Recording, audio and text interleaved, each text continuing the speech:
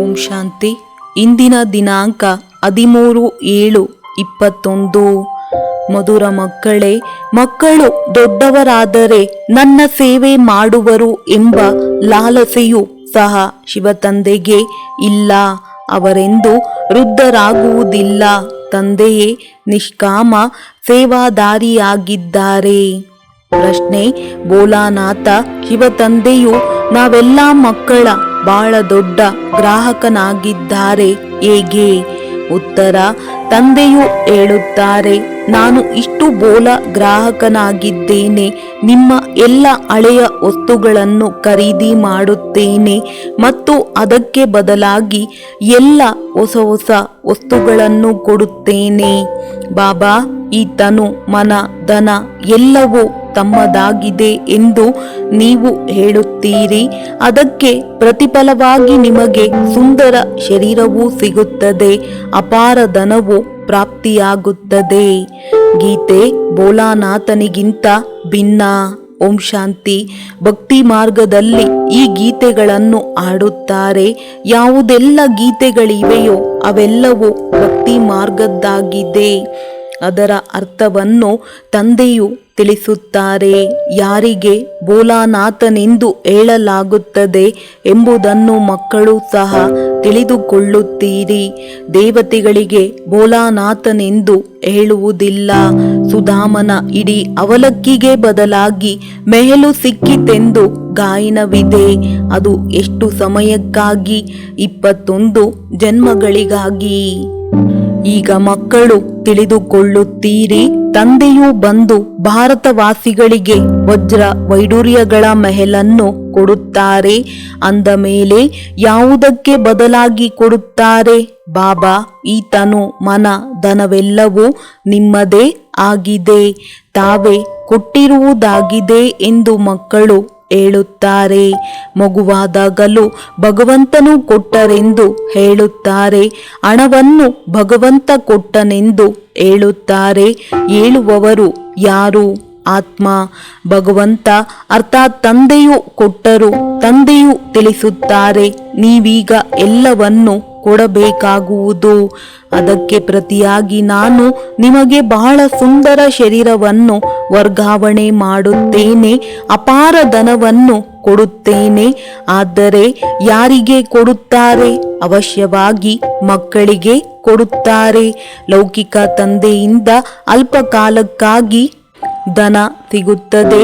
ಬೇಅದ್ದಿನ ತಂದೆಯು ನಮಗೆ ಬೇಅದ್ದಿನ ಆಸ್ತಿಯನ್ನು ಕೊಡುತ್ತಾರೆ. ತಂದೆಯು ತಿಳಿಸುತ್ತಾರೆ, ಜ್ಞಾನ ಮತ್ತು ಭಕ್ತಿಯಲ್ಲಿ ರಾತ್ರಿ ಹಗಲಿನ ಅಂತರವಿದೆ. ಭಕ್ತಿಯಲ್ಲಿ ಅಲ್ಪ ಕಾಲಕ್ಕಾಗಿ ಸಿಗುತ್ತದೆ. ಹಣವಿದ್ದರೆ ಸುಖವಿರುತ್ತದೆ.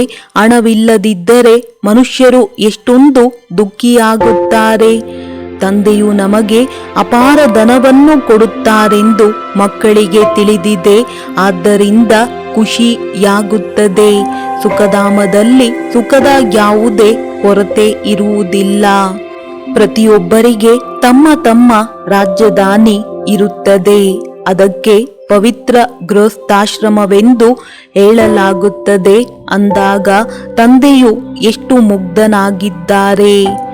ಏನನ್ನು ಕೊಡುತ್ತಾರೆ ಮತ್ತು ಏನನ್ನು ತೆಗೆದುಕೊಳ್ಳುತ್ತಾರೆ. ತಂದೆಯು ಎಷ್ಟು ಒಳ್ಳೆಯ ಗ್ರಾಹಕನಾಗಿದ್ದಾರೆ. ವಾಸ್ತವದಲ್ಲಿ ತಂದೆಯು ಮಕ್ಕಳ ಗ್ರಾಹಕನೇ ಆಗುತ್ತಾರೆ. ಮಗು ಜನಿಸಿತೆಂದರೆ ಸಂಪತ್ತೆಲ್ಲವೂ ಮಗುವಿನದಾಗುತ್ತದೆ. ಆದರೆ ಅವರು ಅದ್ದಿನ ಗ್ರಾಹಕರಾಗಿರುತ್ತಾರೆ.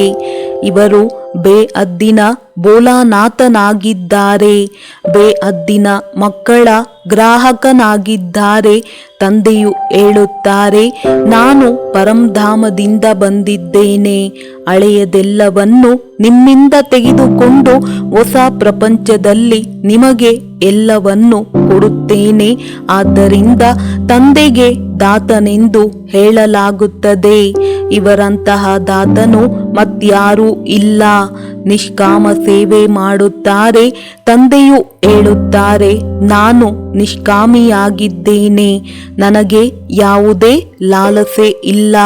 ವೃದ್ಧ ತಂದೆಯ ಸಂಭಾಲನೆ ಮಾಡುವುದು ಮಕ್ಕಳ ಕೆಲಸವಾಗಿದೆ, ಏಕೆಂದರೆ ನಾನು ನಿಮ್ಮ ಸಂಭಾಲನೆ ಮಾಡಿದೆನೆಂದು ತಂದೆಯು ನಿಮಗೆ ಹೇಳುವುದಿಲ್ಲ.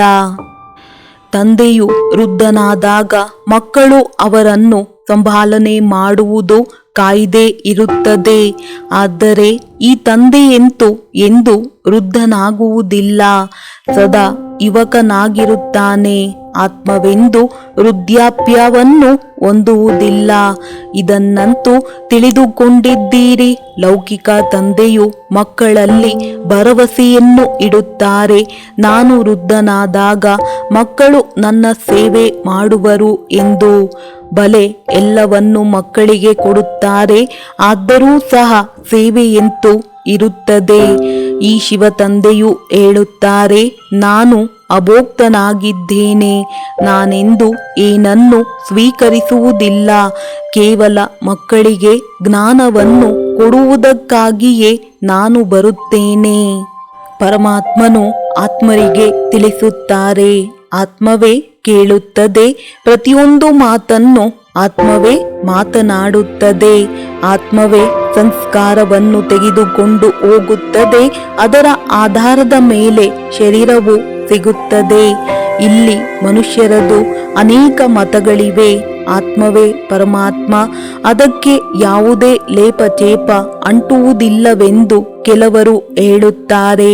ಆತ್ಮವನ್ನು ನಿರ್ಲೇಪವೆಂದು ಹೇಳಿಬಿಡುತ್ತಾರೆ. ಒಂದು ವೇಳೆ ಆತ್ಮ ನಿರ್ಲೇಪವಾಗಿದ್ದರೆ ಪಾಪಾತ್ಮ ಪುಣ್ಯಾತ್ಮ ಎಂದು ಏಕೆ ಹೇಳುತ್ತಾರೆ? ಈ ರೀತಿ ಇದ್ದಿದ್ದರೆ ಪಾಪ ಶರೀರ ಪುಣ್ಯ ಶರೀರವೆಂದು ಹೇಳಬೇಕಾಗಿತ್ತು. ನೀವೀಗ ತಿಳಿದುಕೊಂಡಿದ್ದೀರಿ, ಎಲ್ಲ ಆತ್ಮರ ಆತ್ಮಿಕ ತಂದೆಯು ನವಾತ್ಮರಿಗೆ ಈ ಶರೀರದ ಮೂಲಕ ಓದಿಸುತ್ತಿದ್ದಾರೆ. ಆತ್ಮವನ್ನು ಆಹ್ವಾನ ಮಾಡುತ್ತಾರಲ್ಲವೇ, ನಮ್ಮ ತಂದೆಯ ಆತ್ಮವು ಬಂದಿತು, ಸ್ವಾದವನ್ನು ತೆಗೆದುಕೊಂಡಿತು ಎಂದು ಹೇಳುತ್ತಾರೆ. ಆತ್ಮವೇ ರುಚಿ ನೋಡುತ್ತದೆ, ತಂದೆಗೆ ಈ ರೀತಿ ಹೇಳುವುದಿಲ್ಲ. ಅವರು ಅಭೋಕ್ತನಾಗಿದ್ದಾರೆ. ಬ್ರಾಹ್ಮಣರಿಗೆ ತಿನಿಸುತ್ತಾರೆ, ಅವರಲ್ಲಿ ಆತ್ಮವು ಬರುತ್ತದೆ, ಬಂದು ಅವಶ್ಯವಾಗಿ ಎಲ್ಲಿಯೋ ವಿರಾಜಮಾನವಾಗುತ್ತದೆ. ಬ್ರಾಹ್ಮಣರಿಗೆ ತಿನಿಸುವುದು ಭಾರತದಲ್ಲಿ ಸಾಮಾನ್ಯ ಮಾತಾಗಿದೆ. ಆತ್ಮವನ್ನು ಕರೆಸುತ್ತಾರೆ, ಅದರೊಂದಿಗೆ ಕೇಳುತ್ತಾರೆ. ಅದರಲ್ಲಿ ಕೆಲವು ಮಾತುಗಳು ಸತ್ಯವೂ ಆಗಿರುತ್ತದೆ. ಪಿತೃಗಳಿಗೆ ತಿನಿಸುವುದೂ ಸಹ ಡ್ರಾಮಾದಲ್ಲಿ ನಿಗದಿಯಾಗಿದೆ. ಇದರಲ್ಲಿ ಆಶ್ಚರ್ಯವೆನಿಸಬಾರದು. ತಂದೆಯು ಸಾರ ರೂಪದಲ್ಲಿ ಡ್ರಾಮಾದ ರಹಸ್ಯವನ್ನು ತಿಳಿಸುತ್ತಾರೆ. ಡ್ರಾಮಾವನ್ನು ಅಷ್ಟು ವಿವರವಾಗಿ ತಿಳಿಸಿಕೊಡಲು ಸಾಧ್ಯವಿಲ್ಲ. ಒಂದೊಂದರ ತಿಳುವಳಿಕೆ ನೀಡುವುದರಲ್ಲಿಯೇ ಕೆಲವು ವರ್ಷಗಳು ಹಿಡಿಸುವುದು. ನೀವು ಮಕ್ಕಳಿಗೆ ಬಹಳ ಸಹಜ ಶಿಕ್ಷಣ ಸಿಗುತ್ತಿದೆ. ಏ ಪತಿತ ಪಾವನ ಬಂದು ನಮ್ಮನ್ನು ಪಾವನ ಮಾಡಿರಿ ಎಂದು ಆಡುತ್ತಾರೆ. ಅವರ ಹೆಸರೇ ಆಗಿದೆ ಪತಿತ ಪಾವನ.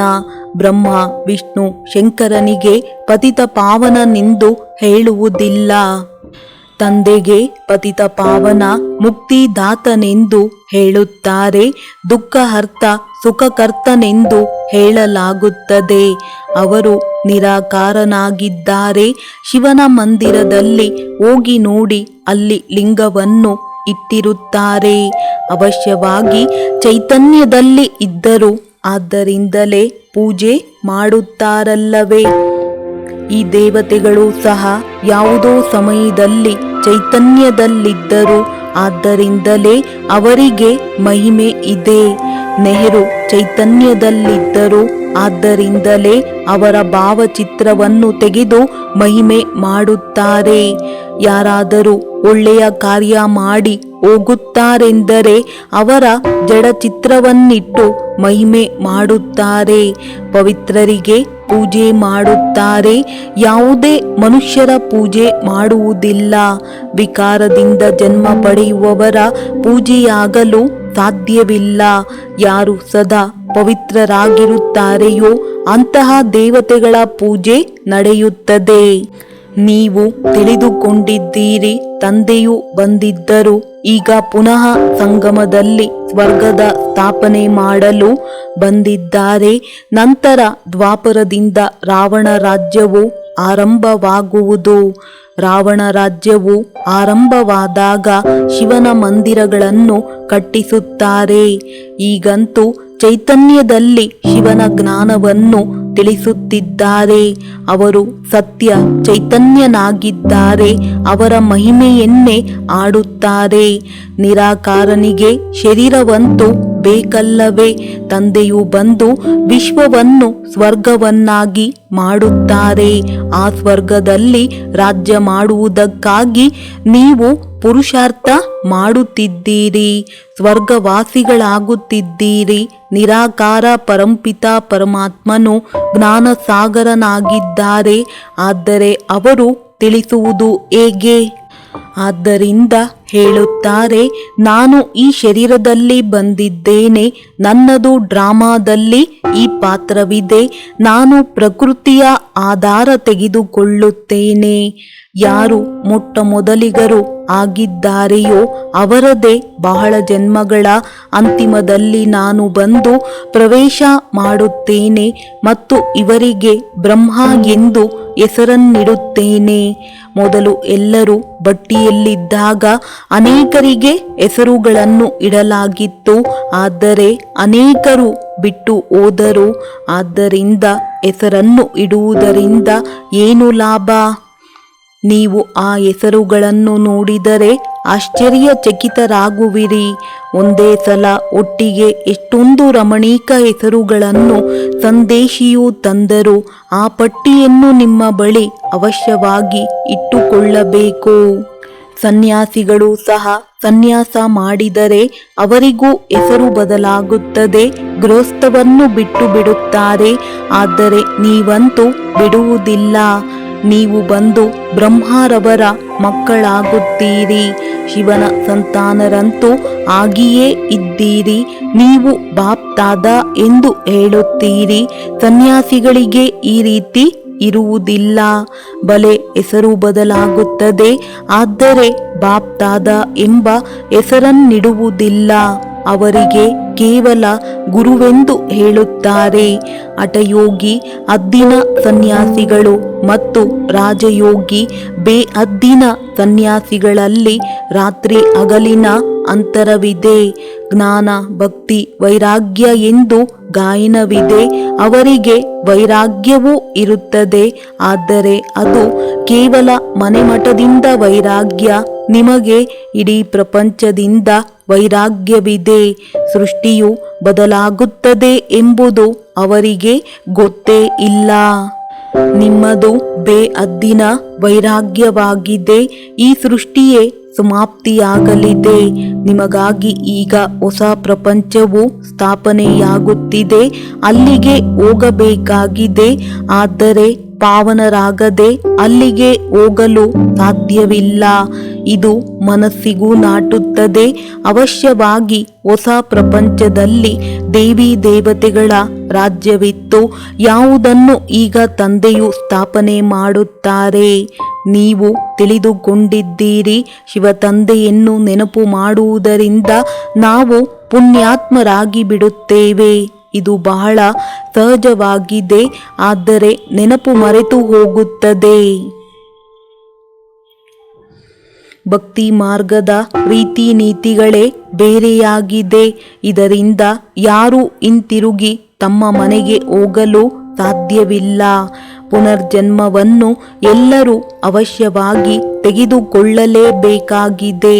ಮನೆಗೆ ಹೋಗುವ ಸಮಯವು ಒಂದೇ ಆಗಿದೆ, ಆದರೆ ಇಂಥವರಿಗೆ ಮೋಕ್ಷ ಸಿಕ್ಕಿತೆಂದು ಹೇಳುವುದೆಲ್ಲವೂ ಸುಳ್ಳಾಗಿದೆ. ತಂದೆಯು ತಿಳಿಸುತ್ತಾರೆ, ಯಾವುದೇ ಆತ್ಮನು ಮಧ್ಯದಲ್ಲಿ ಹಿಂತಿರುಗಿ ಹೋಗಲು ಸಾಧ್ಯವಿಲ್ಲ. ಹಾಗೆ ಹೋಗುವುದಾದರೆ ಇಡೀ ಆಟವೇ ಕೆಟ್ಟು ಹೋಗುವುದು. ಪ್ರತಿಯೊಬ್ಬರು ಸತೋ ರಜೋ ತಮೋದಲ್ಲಿ ಅವಶ್ಯವಾಗಿ ಬರಬೇಕಾಗಿದೆ. ಮೋಕ್ಷಕ್ಕಾಗಿ ಅನೇಕರು ಬರುತ್ತಾರೆ, ಆದರೆ ಅವರಿಗೆ ತಿಳಿಸಬೇಕಾಗಿದೆ, ಮೋಕ್ಷವಂತೂ ಸಿಗುವುದಿಲ್ಲ. ಇದು ಅನಾದಿ ಮಾಡಲ್ಪಟ್ಟ ನಾಟಕವಾಗಿದೆ. ಇದೆಂದೂ ಬದಲಾಗಲು ಸಾಧ್ಯವಿಲ್ಲ. ನೊಣವು ಇಲ್ಲಿಂದ ಹಾರಿ ಹೋಯಿತೆಂದರೆ ಪುನಃ 5000 ವರ್ಷಗಳ ನಂತರ ಇದೇ ರೀತಿ ಹಾರಿ ಹೋಗುವುದು. ಇದನ್ನಂತೂ ತಿಳಿದುಕೊಂಡಿದ್ದೀರಿ. ತಂದೆಯು ಎಷ್ಟೊಂದು ಬೋಲ ಆಗಿದ್ದಾರೆ. ಪತಿತ ಪಾವನ ತಂದೆಯು ಪಾತ್ರವನ್ನು ಅಭಿನಯಿಸಲು ತಮ್ಮ ಪರಂಧಾಮದಿಂದ ಬರುತ್ತಾರೆ.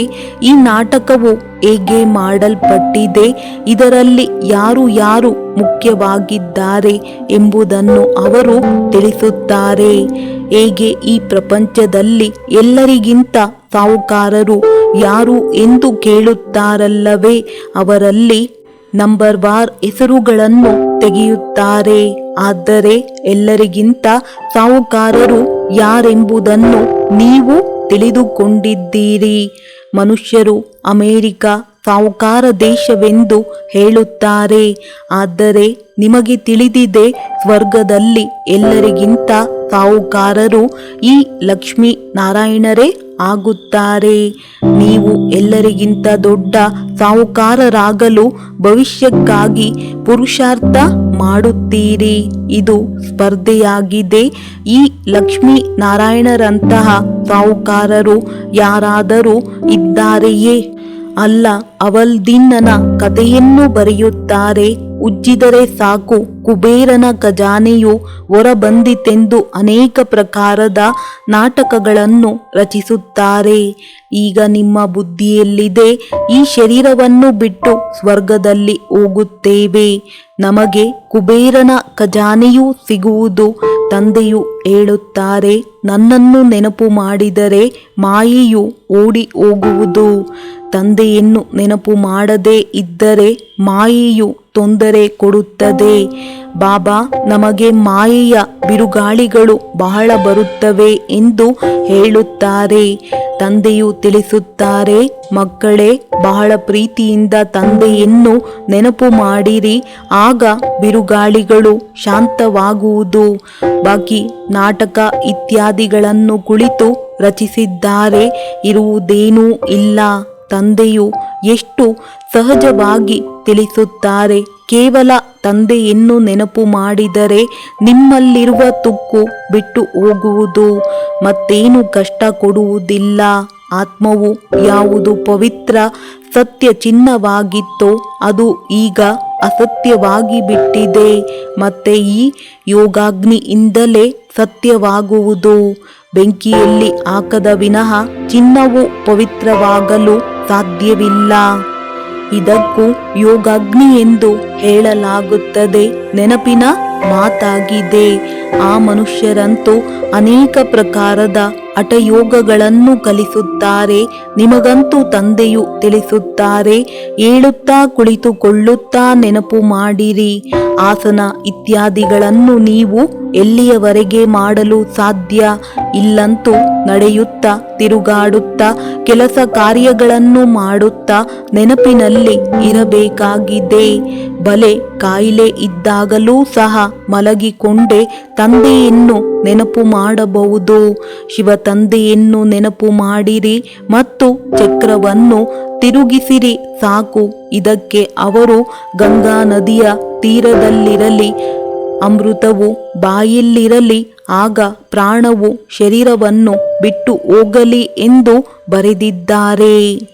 ಗಂಗಾ ತೀರದಲ್ಲಿ ಗಂಗಾ ಜಲವೇ ಸಿಗುತ್ತದೆ. ಆದ್ದರಿಂದ ಮನುಷ್ಯರು ಹರಿದ್ವಾರದಲ್ಲಿ ಹೋಗಿ ಕುಳಿತುಕೊಳ್ಳುತ್ತಾರೆ. ತಂದೆಯು ಹೇಳುತ್ತಾರೆ, ನೀವು ಎಲ್ಲಿಯಾದರೂ ಇರಿ, ರೋಗಿಯಾದಾಗಲೂ ಕೇವಲ ತಂದೆಯನ್ನು ನೆನಪು ಮಾಡಿರಿ. ಸ್ವದರ್ಶನ ಚಕ್ರವನ್ನು ತಿರುಗಿಸುತ್ತಾ ಇರಿ. ಆಗ ಪ್ರಾಣವು ತನುವಿನಿಂದ ಹೋಗಲಿ. ಇದೇ ಅಭ್ಯಾಸವನ್ನು ಮಾಡಿರಿ. ಆ ಭಕ್ತಿ ಮಾರ್ಗದ ಮಾತುಗಳಲ್ಲಿ ಮತ್ತು ಈ ಜ್ಞಾನ ಮಾರ್ಗದ ಮಾತುಗಳಲ್ಲಿ ಎಷ್ಟೊಂದು ರಾತ್ರಿ ಹಗಲಿನ ಅಂತರವಿದೆ. ತಂದೆಯ ನೆನಪಿನಿಂದ ನೀವು ಸ್ವರ್ಗದ ಮಾಲೀಕರಾಗಿ ಬಿಡುತ್ತೀರಿ. ಅವರಂತೂ ಸೈನಿಕರಿಗೆ ಹೇಳುತ್ತಾರೆ, ಯಾರು ಯುದ್ಧದ ಮೈದಾನದಲ್ಲಿ ಶರೀರ ಬಿಡುವರೋ ಅವರು ಸ್ವರ್ಗದಲ್ಲಿ ಹೋಗುವರು. ವಾಸ್ತವದಲ್ಲಿ ಯುದ್ಧವು ಇದೇ ಆಗಿದೆ. ಇದನ್ನು ಅವರು ಕೌರವರು ಮತ್ತು ಪಾಂಡವರ ಸೈನ್ಯವನ್ನು ತೋರಿಸಿದ್ದಾರೆ. ಮಹಾಭಾರತ ಯುದ್ಧವಾಯಿತು. ನಂತರ ಏನಾಯಿತು? ಫಲಿತಾಂಶವೇನೂ ಇಲ್ಲ. ಸಂಪೂರ್ಣ ಘೋರ ಅಂಧಕಾರವಿದೆ. ಏನನ್ನು ತಿಳಿದುಕೊಳ್ಳುವುದಿಲ್ಲ. ಆದ್ದರಿಂದ ಅಜ್ಞಾನ ಅಂಧಕಾರವೆಂದು ಹೇಳಲಾಗುತ್ತದೆ. ಪುನಃ ಬೆಳಕು ನೀಡಲು ತಂದೆಯೂ ಬಂದಿದ್ದಾರೆ. ಅವರಿಗೆ ಜ್ಞಾನಸಾಗರ, ಜ್ಞಾನಪೂರ್ಣನೆಂದು ಹೇಳಲಾಗುತ್ತದೆ. ಈಗ ನಿಮಗೂ ಸಹ ಸಂಪೂರ್ಣ ಜ್ಞಾನವೂ ಸಿಕ್ಕಿದೆ. ಅದು ಮೂಲವತನವಾಗಿದೆ. ಎಲ್ಲಿ ನೀವಾತ್ಮರು ನಿವಾಸ ಮಾಡುತ್ತೀರಿ ಅದಕ್ಕೆ ಬ್ರಹ್ಮಾಂಡವೆಂದು ಹೇಳಲಾಗುತ್ತದೆ. ಇಲ್ಲಿ ರುದ್ರಯಜ್ಞವನ್ನು ರಚಿಸಿದಾಗ ತಂದೆಯ ಜೊತೆಗೆ ನೀವಾತ್ಮರಿಗೂ ಸಾಲಿಗ್ರಾಮಗಳ ರೂಪದಲ್ಲಿ ಪೂಜೆ ಮಾಡುತ್ತಾರೆ. ಏಕೆಂದರೆ ನೀವು ಅನೇಕರ ಕಲ್ಯಾಣ ಮಾಡುತ್ತೀರಿ. ತಂದೆಯ ಜೊತೆಯಲ್ಲಿ ನೀವು ವಿಶೇಷವಾಗಿ ಭಾರತ ಮತ್ತು ಇಡೀ ಪ್ರಪಂಚದ ಆತ್ಮಿಕ ಸೇವೆ ಮಾಡುತ್ತೀರಿ. ಆದ್ದರಿಂದ ತಂದೆಯ ಜೊತೆ ನೀವು ಮಕ್ಕಳಿಗೂ ಪೂಜೆ ನಡೆಯುತ್ತದೆ. ಒಳ್ಳೆಯದು.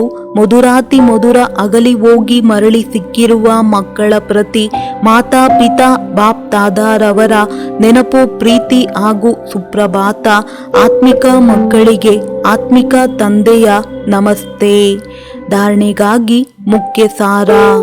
1ನೇದು, ಮಾಯೆಯ ಬಿರುಗಾಳಿಗಳನ್ನು ಓಡಿಸಲು ತಂದೆಯನ್ನು ಬಹಳ ಪ್ರೀತಿಯಿಂದ ನೆನಪು ಮಾಡಬೇಕಾಗಿದೆ.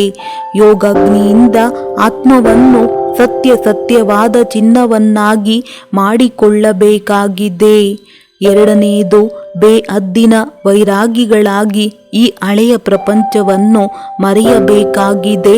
ಪ್ರಪಂಚವು ಬದಲಾಗುತ್ತಿದೆ. ಹೊಸ ಪ್ರಪಂಚಕ್ಕೆ ಹೋಗಬೇಕಾಗಿದೆ. ಆದ್ದರಿಂದ ಇದರೊಂದಿಗೆ ಸನ್ಯಾಸವನ್ನು ತೆಗೆದುಕೊಳ್ಳಬೇಕಾಗಿದೆ. ವರದಾನ: ಜ್ಞಾನದ ರತ್ನಗಳನ್ನು ಪ್ರತಿನಿತ್ಯವೂ ಪರಿಶೋಧಿಸುತ್ತಾ ಸಮಾಧಾನ ಸ್ವರೂಪರಾಗುವಂತಹ ನಿಶ್ಚಿಂತಪುರದ ಚಕ್ರವರ್ತಿ ಭವ. ಯಾವ ಜ್ಞಾನರತ್ನಗಳು ಡೈರಿಯಲ್ಲಿ ಅಥವಾ ಬುದ್ಧಿಯಲ್ಲಿರುತ್ತದೆಯೋ ಅದನ್ನು ಪ್ರತಿನಿತ್ಯವೂ ಪರಿಶೋಧಿಸಿರಿ ಹಾಗೂ ಅದನ್ನು ಅನುಭವದಲ್ಲಿ ತಂದುಕೊಳ್ಳುತ್ತೀರೆಂದರೆ ಯಾವುದೇ ಪ್ರಕಾರದ ಸಮಸ್ಯೆಯೂ ಸಹ ಸಹಜವಾಗಿಯೇ ಪರಿಹರಿಸಬಹುದು. ಎಂದಿಗೂ ಸಹ ಸಮಸ್ಯೆಗಳೆಂಬ ಕಲ್ಲುಗಳನ್ನು ವ್ಯರ್ಥ ಸಂಕಲ್ಪಗಳೆಂಬ ಸುತ್ತಿಗೆಯಿಂದ ಒಡೆಯುವುದರಲ್ಲಿ ಸಮಯವನ್ನು ಕಳೆಯಬಾರದು. ಡ್ರಾಮಾ ಶಬ್ದದ ಸ್ಮೃತಿಯಿಂದ ಮೇಲ್ಜಿಗಿದು ಮುಂದೆ ಸಾಗಿರಿ. ಆನಂತರ ಈ ಹಳೆಯ ಸಂಸ್ಕಾರಗಳು ತಮ್ಮ ದಾಸನಾಗಿ ಬಿಡುತ್ತವೆ. ಆದರೆ ಅದಕ್ಕೆ ಮೊದಲು ಚಕ್ರವರ್ತಿಯಾಗಿರಿ. ಸಿಂಹಾಸನಾಧೀಶರು ಆಗಬೇಕು. ಸ್ಲೋಗನ್: ಪ್ರತಿಯೊಬ್ಬರಿಗೂ ಗೌರವ ಕೊಡುವುದೇ ಗೌರವವನ್ನು ಪ್ರಾಪ್ತಿ ಮಾಡಿಕೊಳ್ಳುವುದಾಗಿದೆ. ಒಳ್ಳೆಯದು. ಓಂ ಶಾಂತಿ.